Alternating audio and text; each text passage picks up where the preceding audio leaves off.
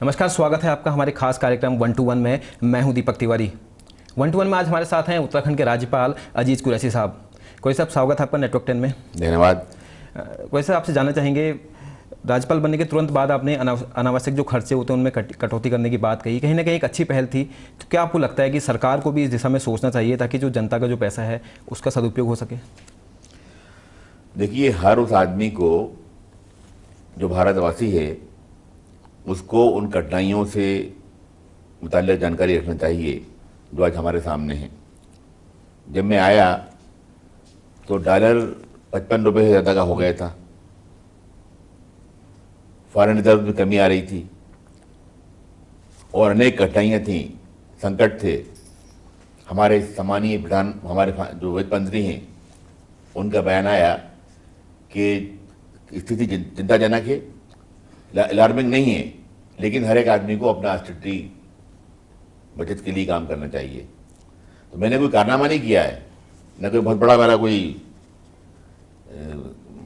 मैंने बड़ा काम नहीं किया है। तो हर आदमी को अपनी सोच के आधार पर जो कुछ करना चाहिए, ह्यूमन कंडक्ट होना चाहिए, वो मैंने काम किया है। इसमें क्या बताइए, अब उसमें था कि 6.5 लाख रुपये मालूम किसके लिए, क्या पर्दे बहलवा दिए, फर्नीचर चेंज कर दीजिए, सोफा सेट कपड़ा चेंज करा दीजिए, बर्तन किराकुरी खरीद लीजिए, कटलरी खरीद लीजिए जी।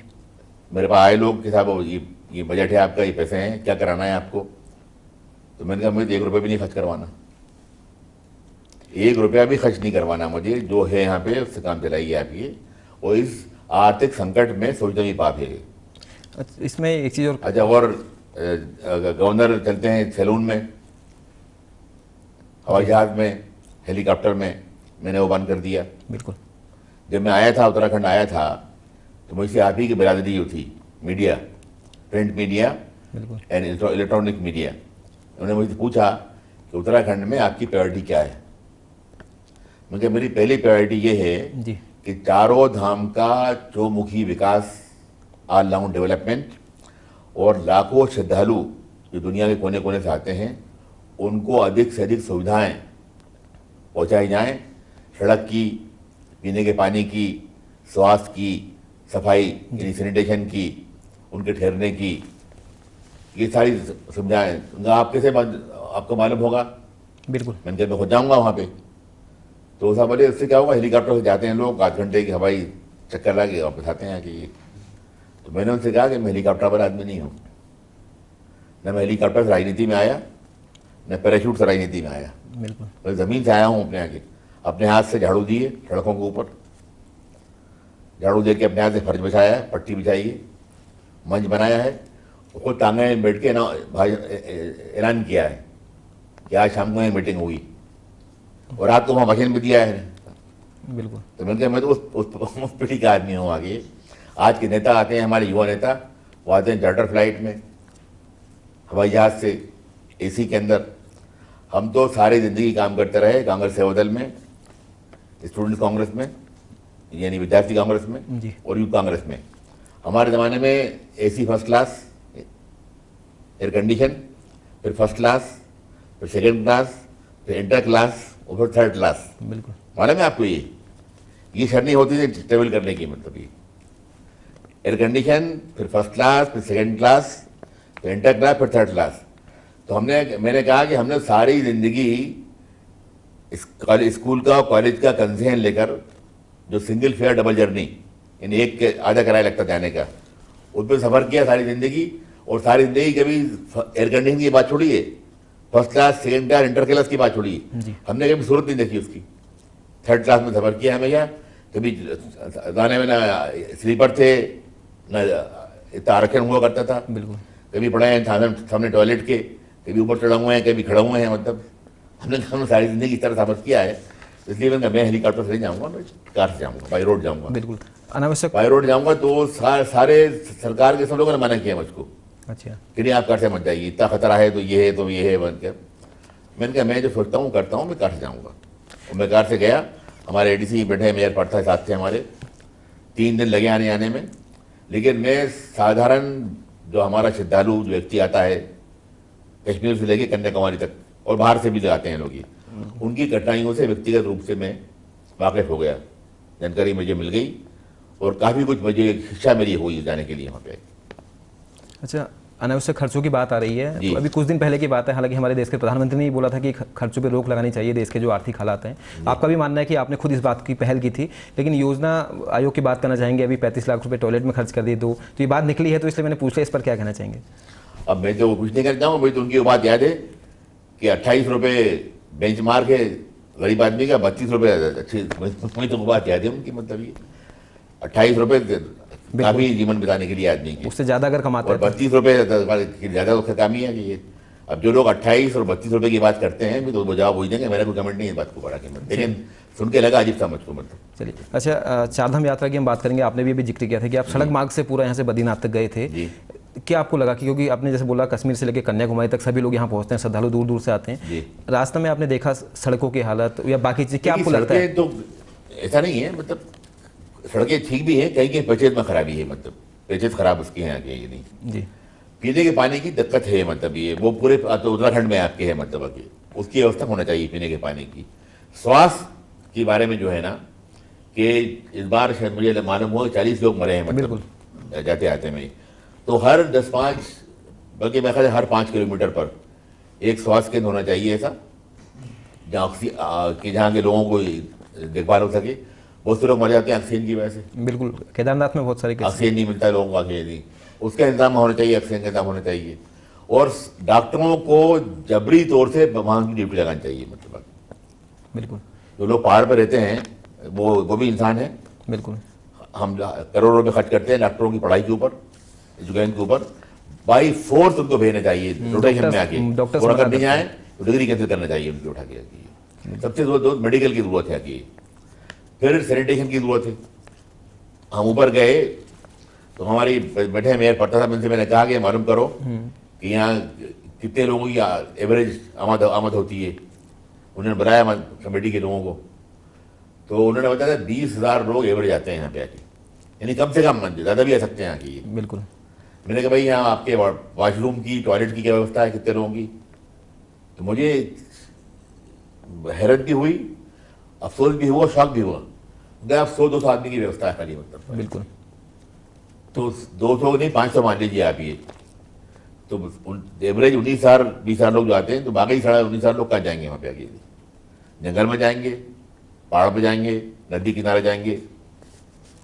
तो वो वार स्केल के ऊपर बहुत तरीके, मैं भी कोशिश कर रहा हूँ कि मैंने अच्छा 16 इंटरनेशनल वालों से कॉन्टेक्ट किया है, मैं तो वो लोगों से कर रहा हूँ। वार स्केल पे सबसे पहले वहाँ सैनिटेशन की जो ज़रूरतें हैं उनको पूरा किया जाए, और हमारे वॉशरूम तो टॉयलेट्स इतनी संख्या में बनाया जाए वहाँ पे आके कि श्रद्धालुओं को दिक्कत नहीं है वहाँ की।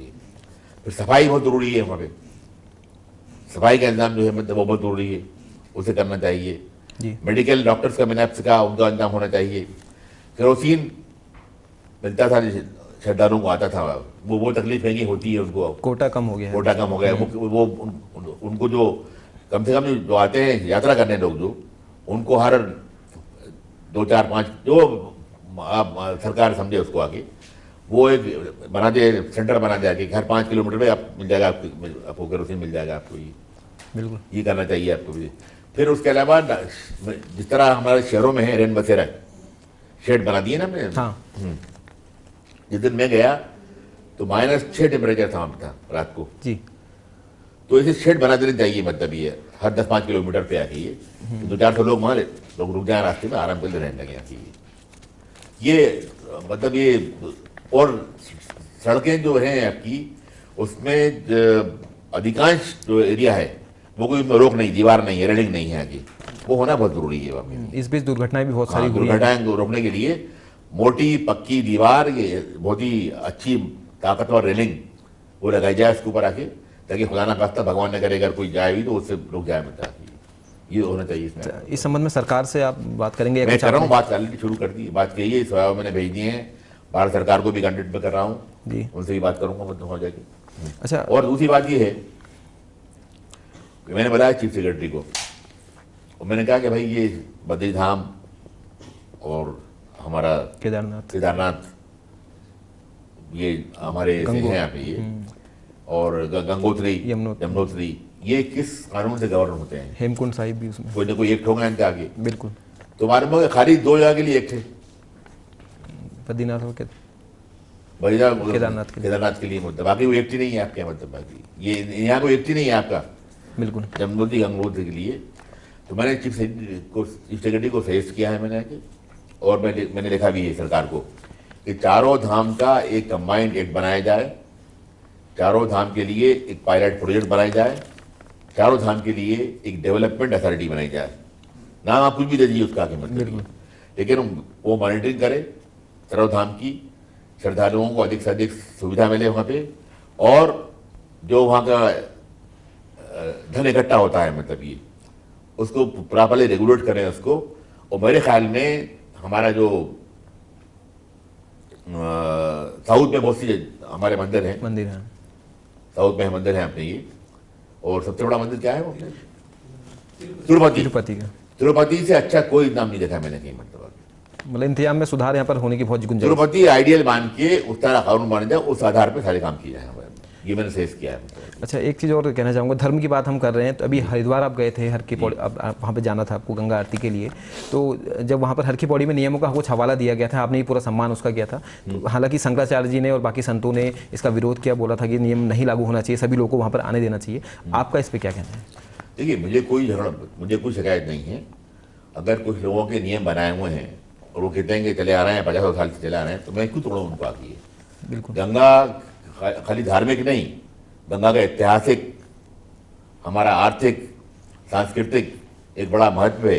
और गंगा के लिए मुझे पंडित नेहरू की जो बिल जो लिखी है पंडित नेहरू ने, उसमें गंगा की जो व्याख्या उन्होंने की है, मैं उस गंगा को मानता हूँ।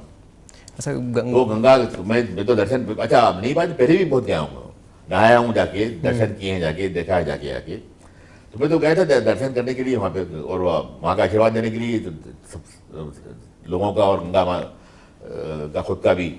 अब उन्होंने कहा कि जैसे नियम बने हुए, तो मैंने कहा नहीं ब्रेक करना, मुझे खाली देखना है आपको, तो कहीं से भी देख लूँगा बैठ के। बिल्कुल, देख क्या गया, मुझे कोई शिकायत नहीं होती। अच्छा, गंगा को लेकर बीच में बहुत हल्ला मचा था, जो बिजली परियोजना यहाँ पर बन रही है, और कहीं ना कहीं देखा जाए राज्य की स्थिति, तो बिजली परियोजना विकास के लिए जरूरी भी है, बिजली उससे बनेगी, ऊर्जा प्रदेश इसको बोलते हैं, लेकिन दूसरी तरफ उसका खुलकर विरोध हो रहा है। गौमुख से लेकर गंगा सागर तक हम देखें तो जगह जगह उसमें प्रदूषण हो रहा है, सीवर लाइन उसमें जा रही है, और 40 करोड़ लोग जो आसपास गंगा के बसते हैं, तो सभी लोग या कहें पूरा देश ही कहीं ना कहीं गंगा से जुड़ा हुआ है। तो इस विषय में आपको क्या कहना है? गंगा के जो अविरल गंगा का अभियान कई लोग शुरू कर रहे हैं, इस संबंध में आप क्या कहेंगे? देखिए, गंगा का पवित्रता, उसकी पाकीज़गी, उसका जल, पवित्र जल मिले लोगों को, मतलब गंगा की महानता कायम रहे, इसमें कोई दो राय नहीं हो सकती किसी की आगे। आपका इतिहास है, सभ्यता है, कल्चर है, हमारा तारीख का बहुत बड़ा हिस्सा है। लेकिन खाली धार्मिक नाम के ऊपर जा और बेजा, उर्दू के वर्ड है, मतलब यानी जहां आपकी कोई कारण भी हो, अकारण भी हो जी। ये जो गंगा के लोग जो मांग कर रहे हैं, उनके हाथ बैठ के शासन के लोगों को बात करना चाहिए। और जो गंगा की पवित्रता, धार्मिक स्थानों की पवित्रता, मंदिरों की पवित्रता और अखंडता कायम रहते हुए जो प्रोजेक्ट हम बनाना चाहते हो उनको बनाना चाहिए मेरे ख्याल से। बिल्कुल, कहीं ना कहीं जरूरी, लेकिन इसके लिए धार्मिक गुरुओं का विश्वास लेने के बाद सभी को विश्वास में लेना चाहिए। धार्मिक गुरुओं का, और जो एक्टिविस्ट हैं हमारे उनको, और जो हमारे लोग चाहते हैं, विकास चाहते हैं, एक शिक्षण को पैदा हो गया है जी। मुझे लोग मिले कि हम तो नहीं मानेंगे, हम तो कर इनके खिलाफ विरोध शुरू करेंगे। बिल्कुल, मैंने बनाया उनको, मैंने कहा नहीं, इससे काम नहीं चलेगा, दोनों बैठ के बात करो। और धार्मिक गुरु को नाराज नहीं करना चाहिए। बिल्कुल, धार्मिक गुरु में जैसे हमारे शंकराचार्य जी हैं, मैं गया था मिलने उनसे, इस तरह के जो लोग हैं आगे, जो अवसरवादी आ गए हैं, जो पॉलिटिक्स कर रहे हैं धर्म के नाम पर, उनके से मुकाबला करना चाहिए। मतलब सभी को विश्वास में लेना चाहिए, विकास भी जरूरी है। विकास भी जरूरी है आगे। और कुछ ऐसा अवसरवादी हैं ऐसे, जो कहीं धर्म के नाम पर, कहीं योगा के नाम पर, कहीं किसी और नाम पर गुमराह कर रहे हैं लोगों को, उनका पूरी तरह ताकत से समाज को विरोध करना चाहिए, नौजवानों को खासतौर से। अच्छा, इसमें एक चीज़ और रुकती है, जैसे आपने योगा के नाम पे, धर्म के नाम पर बात करी, अभी भ्रष्टाचार या काले धन के खिलाफ बड़ा आंदोलन हो रहा है, अन्ना की बात करें, बाबा रामदेव की बात करें, उससे कितना इत्तेफाक आप रखते हैं? बाबा रामदेव अपने खुद तो टैक्स हैं पूरे आगे। बाबा रामदेव ने अपनी मशीन, अपने योगा आश्रम को मनी अर्निंग मशीन बना रखी है पूरी, उन्होंने अपने करोड़ों रुपए कमा रहे हैं आके, बिल्कुल, व्यापार कर रहे हैं पूरे आके। 50 कंपनियां रजिस्टर्ड करा रखी हैं उन्होंने इम्पोर्ट कर रहे हैं यहाँ की, उसका तो टैक्स है, हिसाब से पूरे उन्होंने कैसे किया, कैसे जो संपत्ति उनके पास, संपत्ति कितनी है आज बाबा? 1100 करोड़ की जो संपत्ति की बात करते 1100 करोड़ की संपत्ति, जिसके आदमी के पास 1100 रुपये नहीं हो, वो बना ले तो कहाँ से, किस तरह बनाया उन्होंने बाबा रामदेव ने? हैं, मतलब कहीं ना कहीं जनता के बीच जाने से बाबा पहले रामदेव गुमराह कर रहे हैं लोगों को। बाबा रामदेव पॉलिटिकल, उनकी पूरी राजनीति है उनकी, उनका उद्देश्य राजनीति है, और यहाँ की जनता को गुमराह करके वो अपना उल्लू सीधा करना चाहते हैं बाबा रामदेव। बाबा रामदेव को हर कदम पर विरोध करना चाहिए, मेरा व्यक्तिगत कार्य था, गवर्नर की तरफ से नहीं करा मैं, बिल्कुल। I am not speaking as the राज्यपाल। साधारण नागरिक के रूप से जो देखता हूँ कि वो युवा के नाम पे और धर्म के नाम पर गुमराह कर रहे हैं, पॉलिटिक्स में दाखिल हो गए हैं, राजनीतिक लोगों से आशीर्वाद लेते हैं और देते हैं उनको आके, और पूरी राजनीति का षड्यंत्र है उनका, उस पर काम कर रहे हैं बाबा रामदेव। जैसे आपने बोला व्यक्तिगत आपके विचार है, काले धन को लेकर, भ्रष्टाचार को लेकर आपका क्या व्यक्तिगत मानना है, कैसे वो काला धन वापस आया जाए? की पूरी कार्रवाई करना चाहिए, उसको, उस काले धन को रोकना चाहिए। काले धन को वापस आने की अगर कोई बात हो सकती है, उस पर कोई मुझे दो राय नहीं आ गई, लेकिन जिस काले धन की बाबा रामदेव बात करते हैं वो गुमराह करने का रास्ता है, कोई बात रास्ता नहीं है। अच्छा, उत्तराखंड के प्रेक्षकों की बात करें, नवोदित राज्य 11 साल बने हुए हो गए हैं, लेकिन शुरुआत से लेकर 56 घोटालों से बात करें, शुरुआत में जब कांग्रेस कर दिया, फिर भाजपा की सरकार आई, कुंभ घोटाला, स्टेडिया घोटाला, कई सारे ऐसे घोटाले सामने आए। छोटा सा राज्य है, लेकिन घोटालों के नाम से ज़्यादा पहचाना जा रहा है, भ्रष्टाचार की वजह से ज़्यादा पहचाना जा रहा है। बाकायदा इसका जो नैसर्गिक सौंदर्य है, जो यहाँ पर होना चाहिए, विकास की बात होनी चाहिए, वो सारी चीज़ें कहीं पीछे छूट गई, लेकिन भ्रष्टाचार एकदम से निकल के बहुत ज़्यादा बाहर है। इस पर क्या कहेंगे? अब मुझे अभी अध्ययन करनी थी, मुझे तो व्यक्तिगत नॉलेज नहीं है उसकी, थोड़ा मैंने है, देख रहा हूँ उसको उठा के बाद, तब उनका अध्ययन करूँ फिर बात करूँगा, सब समझता है। अच्छा, एक चीज़ और, मुझे आप विकास की बात की, घोटालों की बात दूसरे कर लीजिएगा। बिल्कुल। ऐसे 11 साल विकास की बात कर लीजिए, घोटालों की बात बाकी और से कर लीजिए, किसी से कर लीजिएगा। 11 साल हो गए हैं राज्य को बने हुए, लेकिन जो राजधानी का मसला है, आज तक स्थायी राजधानी नहीं हो पाई, देहरादून अस्थायी राजधानी है। हालांकि गैरसैंण को लेकर मांग उठती रहती है कि पहाड़ की राजधानी पहाड़ में होनी चाहिए। आप कितना इत्तेफाक रखते हैं कि वाकई में पहाड़ में राजधानी होने से प्रदेश का विकास हो पाएगा? देखिए, ये टोटल यहाँ के लोकल लोगों का मसला है। यहाँ की जनता को विश्वास में लेके, राजनीतिक नेताओं को, सारी पार्टियों को और साधारण आदमी को विश्वास में लेके जो निर्णय वो करना चाहिए। तो आपका व्यक्तिगत इस पर क्या मानना है? क्या आपको लगता है कि जहाँ सबको स्वीकार हो और वहाँ से काम होना चाहिए? अच्छा, जिम कॉर्बेट पार्क अभी आप कुछ दिन पहले गए थे, अभी कुछ, लेकिन हाल हम देखते हैं जो बाघों को संरक्षित इलाका माना जाता है जिम कॉर्बेट पार्क, और जब देश भर में जब बाघों की संख्या कम हो रही थी, तो यहाँ पर बाघ बढ़े थे, 164 से 197 यहाँ पर हो गए हैं। लेकिन उसके बावजूद बीते कुछ सालों से बाघों का लगातार शिकार हो रहा है, जो संरक्षित जानवर हैं उनका शिकार होने की घटनाएं वहाँ पर बढ़ी हैं। तो कहीं ना कहीं वहाँ उसको लेकर क्या कदम उठाने चाहिए? क्या आपको लगता है कुछ सरकार से संबंध में बात करेंगे? सख्त तरीन सजा देना चाहिए, कानून में अगर जरूरत हो संशोधन करके जो लोग कोचिंग करते हैं उनके लिए इसी कड़ी से कड़ी उनके लोग दंड देना चाहिए कि लोग देखें और सबक ले उससे। बिल्कुल। अच्छा, एक चीज़ और इसमें कहना चाहेंगे, शहीद स्मारकों की बात करें पूरे प्रदेश भर में, कहीं उत्तराखंड राज्य बनने के लिए एक बड़ा आंदोलन यहाँ पर हुआ था, लेकिन जो राज्य आंदोलनकारी हैं वो आज भी उपेक्षित हैं। जो शहीद स्मारक हैं उनकी हालत ठीक नहीं है। आपने मसूरी में भी वहाँ पर निर्देश दिए थे सरकार को कि इस संबंध में कार्रवाई की जाए, तो क्या उसमें कहीं? नहीं, वो तो एक स्वतंत्रता संग्राम सेनानी है अब्बास तैयब जी, महात्मा गांधी के साथी थे वो, उनके बारे में मैंने कहा था आगे। अब यहाँ आपके उत्तराखंड के लोकल जो शहीद हैं उनके बारे में जानकारी नहीं है मुझे अभी, अगर आप जानकारी देंगे मुझे तो मैं अभी स्तर पर कार्रवाई करूँगा, उसके लिए जो कर सकता हूँ। अच्छा, बात करें हिंदुस्तान की, बात करें वृद्धों की आबादी आने वाले समय में बहुत ज़्यादा एकदम से बढ़ने वाली, हिंदुस्तान में वृद्धों की आबादी, जो बुजुर्ग लोग हैं उनकी आबादी एकदम से बढ़ रही है, बढ़ेंगे आने वाले कुछ समय में काफ़ी हो जाएगी, एक सर्वे है। उत्तराखंड में भी ऐसे ही कुछ हालात हैं। तो यहाँ पर ओल्ड एज होम को लेकर बहुत ज़्यादा कुछ नहीं है, ओल्ड एज होम यहाँ पर नहीं है, वृद्धाश्रम नहीं है, तो उस संबंध में आप कुछ ध्यान देंगे ताकि यहाँ पर जो लोग हैं घर से कई बार निकाल दिया होम, अब मेरा आइडिया मैंने चेंज कर दिए हैं खैरात, पहले मैं सख्त विरोधी था बात का कि नहीं। ओल्ड एज होम यूरोप का कंसेप्ट था आपका, विदेशी देशों का, बिल्कुल, जहाँ माँ बाप बूढ़े हुए तो उनको उठा के घर से उन्होंने बाहर कर दिया अपने। मैं इसके बहुत विरोध में था आके मतलब पहले, लेकिन अब मेरे विचारों में परिवर्तन आया है कुछ आके, क्योंकि वाकई बाद जगह हालात इतने ख़राब होते हैं, बाद जगह लोग मजबूर होते हैं कि अपने जो पेरेंट्स हैं, जो जिनकी एज काफ़ी हो गई है, उनकी देखभाल नहीं कर सकते। बाद जगह लोग बदमाशी भी करते हैं, निकाल देते हैं, माँ करते हैं अपने ये। तो ओल्ड एज होम बनाना चाहिए सरकार को, और उनको एक अच्छे स्टैंडर्ड की लाइफ, जीवन, खाना पीना, इलाज देना सेना सफाई के साथ उन्हें करना चाहिए। अच्छा, समाज का कर्तव्य है, मुझे करना चाहिए पूरा उसको। आप किस इस पहल को आगे जारी रखिए। ऐसा आपसे पहले जो राज्यपाल थी मार्गारेट हलवा, उन्होंने एक पहल यहाँ पर की थी कि आप उसको आगे रखेंगे, जारी रखेंगे सरकार से? ओल्ड एज होम को लेकर उन्होंने इस बात को उठाया था और कोशिश की थी कि इस पर सरकार से बात की जाए ताकि ओल्ड एज होम स्थापित किया जाए। मैं भी करूँगा। अच्छा, इस एक चीज़ और, अभी हाल ही में जो कैबिनेट की बैठक हुई थी तो 4 विश्वविद्यालयों को मंजूरी दी थी सरकार ने और चारों के चारों देहरादून में है। कहीं ना कहीं देखा है तो आपको लगता है कि पूरे प्रदेश में इनको डिस्ट्रीब्यूट होना चाहिए था, अलग अलग जगहों पे खुलने चाहिए थे ताकि सब जगह शिक्षा लोगों को मिल सके, समान स्तर हो सके? विश्वविद्यालय 100 बने, कहीं कहीं भी बने, बिल्कुल, मुझे उसका विरोध नहीं है, लेकिन किसी भी विश्वविद्यालय को या किसी विद्यालय को व्यापार की दुकान नहीं बनना चाहिए। बिल्कुल। आजकल जो हमारी संस्कृति थी, सभ्यता थी, शिक्षा का उद्देश्य था, उसमें क्रांतिकारी परिवर्तन आ गया है और वो अच्छे के लिए नहीं आया, बल्कि हमारे कॉलेजेस और यूनिवर्सिटीज जो हैं ये पैसे कमाने की मशीनें बन गई हैं, दुकानें बन गई हैं। तो दुकानदारी अगर जहाँ हो तो उसको सख्त विरोधी हो उसको अलाउ नहीं करना चाहिए। जो मेरिट पर, गुंदोज के आधार पर, जिनके पास संपत्ति है, जिनके पास अच्छी लाइब्रेरी है, अच्छी बिल्डिंग है, क्वालिफाइड स्टाफ है, उनकी आर्थिक परिस्थिति इस काबिल है, कोई अच्छा ट्रस्ट सोसाइटी इसकी है जो चला सकें इसको आके, तो financial condition, building, library, laboratory, qualified staff और कैंपस उनका है, उनके पास है आगे। बिल्कुल। मुझे मालूम है कि बिहार में यूनिवर्सिटी चलती थी एक दुकान के अंदर, बताइए, एक मकान में चलती थी आगे, उसका मैं सख्त विरोधी हूँ आगे। हाँ, अच्छे स्वस्थ वातावरण में अच्छे उद्देश्य के साथ अगर कोई विश्वविद्यालय बनता है तो मैं स्वागत करता हूँ उसका। 4 बात जो आपने मैंने भी सुनी है बात को, अभी मुझे डिटेल अध्ययन नहीं है मुझे, लेकिन नोटिस में लाया गया है मेरे 4 विद्यालय बनने की मंजूरी दी है। अब डिटेल में देखूंगा तो फिर बात करूंगा आपसे। अच्छा, आप भी अध्यापन से जुड़े रहे हैं राजनीति के साथ साथ?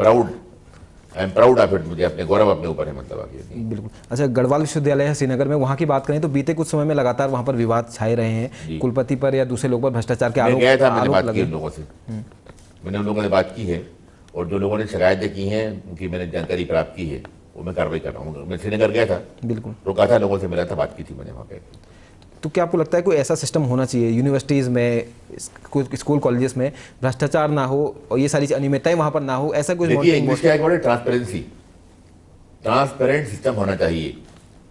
पूरा विश्वविद्यालय वेबसाइट पर होना चाहिए, उसकी सारी वर्किंग और सारी संपत्ति और सारा जो कुछ उसके अंदर है वो वेबसाइट पे होना चाहिए। हर एक नागरिक का अधिकार होना चाहिए कि उसको विश्वविद्यालय के वर्किंग के बारे में पूरी जानकारी मिल जाए इसको आके। खाली आप जाएंगे बस्ते में मानने विश्वविद्यालय को, वो नहीं करना चाहिए आपको। देखिए आगे।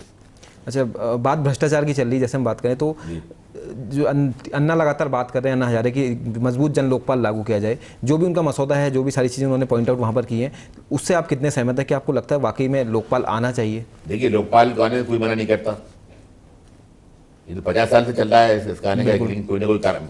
जो एक बार जब मैं मेंबर था लोकसभा का, तो मैं भी रहा हूँ उसका जो कमेटी बनाई थी पार्लियामेंट में, मैं भी रहा हूँ उसका, मतलब ज्वाइंट कमेटी थी पार्लियामेंट्री कमेटी। हाँ, वाजपेयी जी भी थे उसमें, अटल बिहारी जी भी थे, अडवाणी जी भी, बहुत से लोग थे उसमें।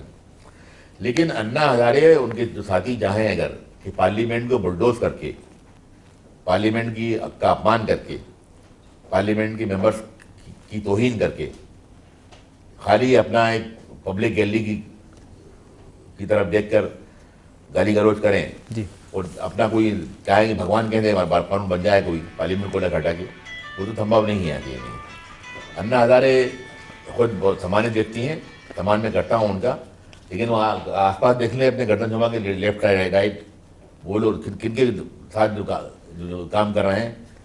किसी पे इल्जाम है कि उसने TDA बढ़ा के ले लिया, किसी ने टैक्स नहीं पे किया, और बहुत तरह के आरोप में किसी के पास इल्जाम है कि उसने NGO को रुपया खर्च नहीं किया। फिर एक वहाँ से दूर करें भ्रष्टाचार अन्ना हजारे, अपने आसपास से दूर करें भ्रष्टाचार अन्ना हजारे, और पार्लियामेंट को गाली देना बंद करें। पार्लियामेंट सुप्रीम है, महान है, उससे बढ़ के कोई चीज़ नहीं हो सकती उसके अंदर। पार्लियामेंट को हटा के बात करते हैं लोकपाल की, उससे कोई एग्री नहीं करेगा। मतलब कहीं ना कहीं जो उनके आसपास लोग हैं, भले ही उनको हटाएं पहले, वहाँ सफाई तो करें पहले, उसके बाद आगे। अन्ना हजारे के जो साथी हैं वहीं ही नीड्स ए मेजर ऑपरेशन, एक बड़ा ऑपरेशन वही जरूरी है उनको आगे, मतलब ये बिल्कुल। अच्छा, अन्ना हजारे ने रामदेव से हाथ मिलाया है, जी। इसको लेकर क्या कहेंगे कि वाकई में अब दोनों लोग साथ मिलकर आंदोलन कर रहे हैं और 25 जुलाई को आगे भी आंदोलन करने की उन्होंने बात कही है, उस पर क्या कहेंगे कि क्या? देखिए, भ्रष्टाचार के खिलाफ इस देश का हर आदमी है विरोध में है उसके आगे। भ्रष्टाचार के विरोध में इस देश का हर आदमी है आगे। जी। लेकिन अन्ना हजारे का ये समझें कि हर एक को लेके वो बात करेंगे भ्रष्टाचार की, तो ये देश स्वीकार नहीं करेगा उसको आगे। मतलब उत्तराखंड आप आए, आप कई जगह गए भी, तो उत्तराखंड कहीं ना कहीं अपने नैसर्गिक सौंदर्य के लिए जाना जाता है, तो किसी शायर की कुछ पंक्तियों में उत्तराखंड के लोगों से क्या करना चाहेंगे, कैसे बयां करना चाहेंगे उत्तराखंड को? उत्तराखंड को उर्दू के एक शायर थे बड़े मशहूर, चिकबस्त, उनकी नज़म मैंने पढ़ी थी स्कूल में था आगे। यहीं बहार का पहले पहल हुआ था शगुन, शगुन कहते हैं बिगिनिंग को, मतलब जी। यहीं बहार का पहले पहल हुआ था शगुन, अजीब खित्ते दिलकश शहर देहरादून। क्या बात है। इसके लिए कहा था उन्होंने, मतलब कश्मीरी पंडित थे, उनकी पोएम है ये, मतलब ये। आपने नेटवर्क 10 को समय दिया, आपको बहुत बहुत शुक्रिया। तो Welcome. हमारे साथ थे उत्तराखंड के राज्यपाल अजीज कुरैशी जी। तो कहीं ना कहीं उनका भी मानना है कि किसी भी जगह के विकास के लिए ट्रांसपेरेंसी होनी बहुत ज़्यादा ज़रूरत है। और जहाँ तक उत्तराखंड की बात करें, उत्तराखंड अपने नैसर्गिक सौंदर्य के लिए जाना जाता है, चारों धाम यहाँ पर हैं, तो वहाँ पर भी कई सारी अव्यवस्थाएं हैं, उनको भी दूर करना चाहिए। और कुल मिलाकर सबको साथ लेकर सरकार को करना चाहिए, सबसे साथ मिलकर बात करनी चाहिए, तभी प्रदेश का विकास संभव है। मुझे दीजिए इजाज़त, नमस्कार।